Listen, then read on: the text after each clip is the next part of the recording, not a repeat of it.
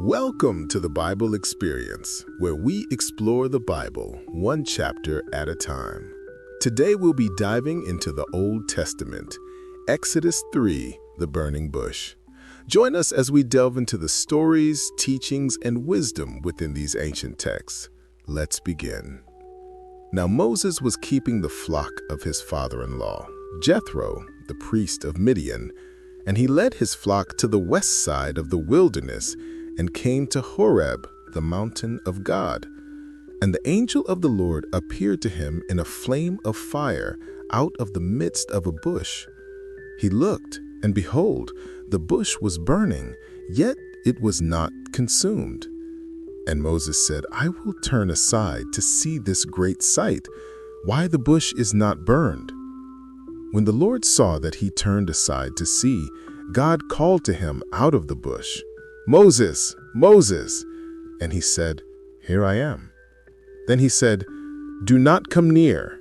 Take your sandals off your feet, for the place on which you are standing is holy ground. And he said, I am the God of your father, the God of Abraham, the God of Isaac, and the God of Jacob. And Moses hid his face, for he was afraid to look at God. Then the Lord said, I have surely seen the affliction of my people who are in Egypt, and have heard their cry because of their taskmasters. I know their sufferings, and I have come down to deliver them out of the hand of the Egyptians, and to bring them up out of that land to a good and broad land, a land flowing with milk and honey, to the place of the Canaanites, the Hittites, the Amorites, the Perizzites, the Hivites, and the Jebusites. And now, behold, the cry of the people of Israel has come to me, and I have also seen the oppression with which the Egyptians oppress them. Come, I will send you to Pharaoh, that you may bring my people, the children of Israel, out of Egypt. But Moses said to God, Who am I, that I should go to Pharaoh and bring the children of Israel out of Egypt? He said, But I will be with you, and this shall be the sign for you that I have sent you. When you have brought the people out of Egypt, you shall serve God on this mountain. Then Moses said to God, If I come to the people of Israel and say to them, The God of your fathers has sent me to you, and they ask me, What is his name? What shall I say to them? God said to Moses, I am who I am. And he said, Say this to the people of Israel, I am has sent me to you. God also said to Moses, Say this to the people of Israel, The Lord, the God of your fathers, the God of Abraham, the God of Isaac, and the God of Jacob has sent me to you. This is my name forever, and thus I am to be remembered throughout all generations.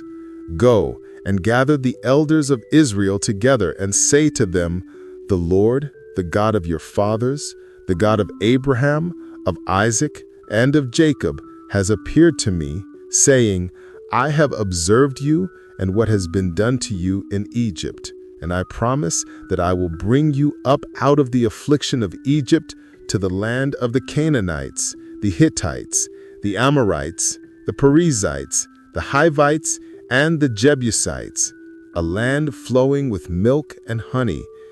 And they will listen to your voice, and you and the elders of Israel shall go to the king of Egypt and say to him, The Lord, the God of the Hebrews, has met with us, and now please let us go a 3 days' journey into the wilderness, that we may sacrifice to the Lord our God. But I know that the king of Egypt will not let you go unless compelled by a mighty hand. So I will stretch out my hand and strike Egypt with all the wonders that I will do in it. After that, he will let you go. And I will give this people favor in the sight of the Egyptians, and when you go, you shall not go empty, but each woman shall ask of her neighbor, and any woman who lives in her house, for silver and gold jewelry, and for clothing. You shall put them on your sons and on your daughters, so you shall plunder the Egyptians. That's all for the Old Testament, Exodus 3, the burning bush. Exodus 3 describes the foundational event of the Exodus narrative, God's call of Moses at the burning bush on Mount Horeb.